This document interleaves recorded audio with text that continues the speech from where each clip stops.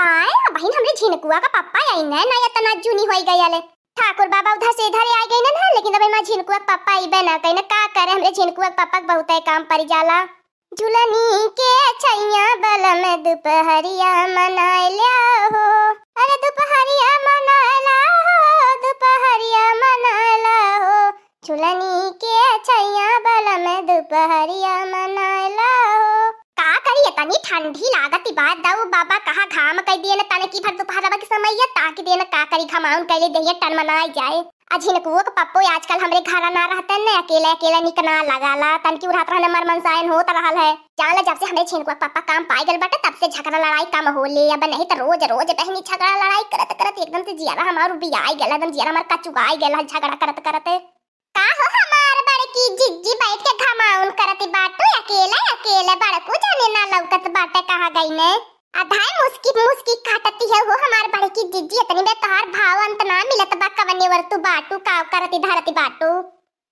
ले आओ देखा इहो भतार काटो आई गई नहीं है ताने की हम जब खुश होई जाइले त आ जानी पूछा भतार काटो की बड़की जिज्जी बड़ी खुशी बाटू। जब दुखी रही त क्या होना आवत लगी लगा पूछे। अरे हमार बड़की जिज्जी यह गने बोला हो हमार बड़की जिज्जी काहे ना हम तो तोहरे हरदम दुखे सुखे पूछल करीला। बताउलू ना हो हमार बड़की जिज्जी बड़कू जाने कहां है ना आजकल लौकत ना है। बड़े दिन से बड़कू जन है ना देखत बाटी। ओ करी दखिनैया तो के ना पता का भइल हो हमार बड़की जिज्जी का हमें ना पता बाय। जा दखिनैया तो के पता है ना तोर बड़कू जाने दरोगा होई गेल बाटे। कहिया ये दादा बड़कू जाने नौकरी पाई गई न दरोगा कहरी तो दरे दादा तब तो मोटकी के दिन घूमी गया ले। अब तो मोटकी बढ़िया बढ़िया खरीदी ओढ़ी पहनी बढ़िया बढ़िया खाई। हमने से तो बोला भाई चला भाई ना करी। हमने के कैसे ना पता चलल बड़कू जाने दरोगा होई गई न कहिया दरोगा भइने का भइले तखिनैया काहे ते अपन मुंह फटा बाई के ताके लगली है। ओहो हमार बड़की जिज्जी बड़कू जाने दरोगा का नौकरी पाई गई ने तो हमने की मिठाइयो ठइयो ना कहियो खियावलू है ना हमने से बतावलू। हमार बड़की जिज्जी तू तो बड़ी छुपी दोस्तम बाटू। तोहने से बताई ललकी दखनी तोहने धरियन आवता ना रहला है त का बताई तोर बड़कू जाने दरोगा होई गई ने। ओहो हमार बड़की जिज्जी बड़कू जाने का ड्यूटीया कहां लागली बाय। कवने शहर में रहा न बड़कू जाने जब हतार काटी नहीं तय दरोगा होई गई ने तो ने शहर में जाए के कवन जरूरत बाय। वन्ने सब दरोगा दरोगा कह के बलावल दखिनैया हमार सुनी के करे जब खुशी के मारे गद गद होई जाला एकदम सीना में चौड़ा होई जाला जब दरोगा सुनीला। कहां हो हमार बड़की जिज्जी तू सुनी ले लू जा भतार काटी नहीं तय इतनी बेर ना देखत बाटी मारे नरेगा काम चलल बाय। हां हो हमार बड़की जिज्जी इतनी बेर त चारियो नाली वाली बनत बाय अपन हो के त नालिया बनती बाय। हां तो वही लिखा पढ़ाई वाला काम करे ने कुली ले बारा मन करने लिखा है वही नरेगा में रहा है न हो सब ने दरोगा दरोगा कहाला। जा हमार बड़की जिज्जी तो हूँ जावनी बाटू एकदम से हमार हटावा फेल कई दिए रहलू है। हमारे तो सुन के हार्ट अटैक आई गल के बड़को जाने कैसे दरोगा हो गई ने। ओके दरोगा कहा ने कि प्रधान का चमचा कहा ने इतनी बार प्रधान का चमचा ही करत बाटे तो दरोगा हो गई ने। जा हमार बड़की जिज्जी तो हूँ तिया से बतियाए देलू कि का तू है बताई हम। हे बहनी लोगन बढ़िया भयल नहीं तो बड़को जाने जो नौकरी पाई जाता सही सही में तो हमार जियारा एकदम से बैठल जात रहा सोच सोच के। हम का करी सब उन्हें दरोगा दरोगा कहल त हमहु दरोगा दरोगा वन है कहिला हमन निक लगला दरोगा दरोगा कहत कवन है। हे हमार बड़की जिज्जी तब तो बड़कू जाने प्रधान का चमचा बन गेल बाटे तब तो खूब रुपया कमात होई है प्रधान के चूसी चूसी टानी टानी लेवत होई है। हां दे दखिनैया कुली वनही के हाथवा में कुली प्रधान का कमवा रहा ल उहे बनवारी करइबे करे न प्रधान का कमवा। प्रधान थोड़ी न कमवा करावे न कुल कमवा नहीं के सौ पीते ने यानी बात दखिनैया हमनन के नरेगा में हम तो घर बैठल बाटी तब हमार दिहाड़ी लगल करती बात चढ़ाए देना हाजिरिया की हमरे घर भर के। जा हमार बड़की जिज्जी तू एक निक काम ना कैलू है निक काम तू ना करथे हो हमार बड़की जिज्जी हमनन के काहे ना बतावलू है। हमहु ललकी गैल होई त खटियाल होई नरेगा में थोड़ बहुत हमनन के नवा लिख दिए होते तब तो हो हमार बड़की जिज्जी भाई तोहरे करकट खपड़ा ना रह जाई। तोहरे ते अब बनमारी प्रधान का चमचा हो गेल बाटा बतिया कहे सोनी के कॉलोनी पास कराई ली है तोहरे पक्का घर बन जाई।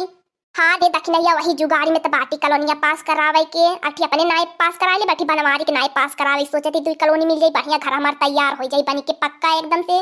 हे हमार बड़की जिज्जी थोड़ी कह सुन के हमारो कॉलोनिया पास करा दिया हो। हमार बड़की जिज्जी जब तोहर काम धंधा करे के रही बताए हम तोहर काम धंधा कर देब लेकिन हमारो कॉलोनिया पास करा दा। जान लो हमार बड़की जिज्जी बड़कू जाने अब तो प्रधान है बराबर बाटे जब कुल प्रधान का कमाओ है करत बाटे बाटे जमन बड़को जाने चाहिए तवने होई हो हमार बड़की जीजी हमरो कॉलोनिया पास कराई दिया। हमें कितना निक लगत बा दखनैया हमार सिफारिश करती बा। हमें लगत बा कि हमें प्रधान आई नहीं आई। चिंता मत कर दखनैया हम तोर कॉलोनिया पास करवाई देबे। हाँ हो हमार बड़की जीजी प्रधान से कहा प्रधान तो कुछ सुनबे ना करते। अब तू तो बाटू कह देबू बड़को जाने तो बड़को जाने सुनबे करिए हो हमार बड़की जीजी तोहर बतिया। राम राम बड़की जीजी खुश रह ललका बहिनी बतावा कैसी धर आवे के भैया ले। हे हमार बड़की जीजी जनती बाटू हम तुह जौन बतिया कहले रहनी तनकी हो बतिया के ध्यान दिया हो हमार बड़की जीजी बड़कू जन से कहे मत भुलाया। बाहो हो हमार बड़की जीजी रहाई के सांसती बात थोड़ी कॉलोनिया कह के प्रधान से पास करवा दिए थोड़ी रहाई के ठेकान हो जाई हो हमार बड़की जीजी।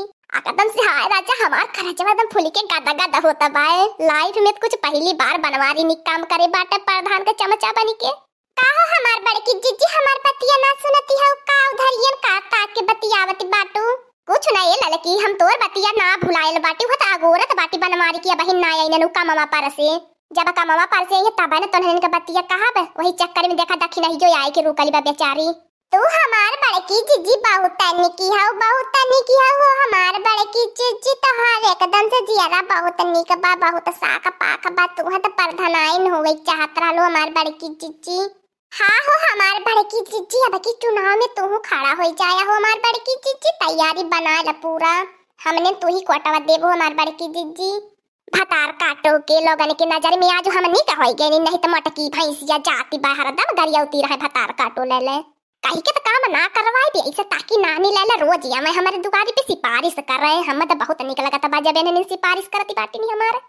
हे हमार बड़की जीजी हम चलत बाटी छता पे गेहूं फैलाई के आल बाटी सुखा खातिन देखत बाटो ठंडी पाला में घाम होता है ना भाई आई आटा पिसाना है ना का करी। हाँ दोस्तों आज का कार्टून कॉमेडी वीडियो एक तक था। आगे का कार्टून कॉमेडी वीडियो देखने के लिए हमारे चैनल को सब्सक्राइब करिए। हमारे चैनल का नाम है दीदी कार्टून ऑफिसर। और हाँ दोस्तों हमारी कार्टून कॉमेडी वीडियो को ज्यादा से ज्यादा अपने नाते रिश्तेदारी में शेयर करें। बेल आइकन को दबाना मत भूलिएगा। सब्सक्राइब करना तो बिल्कुल मत भूलिएगा। आप सभी को हमारी कार्टून कॉमेडी वीडियो देखने के लिए धन्यवाद।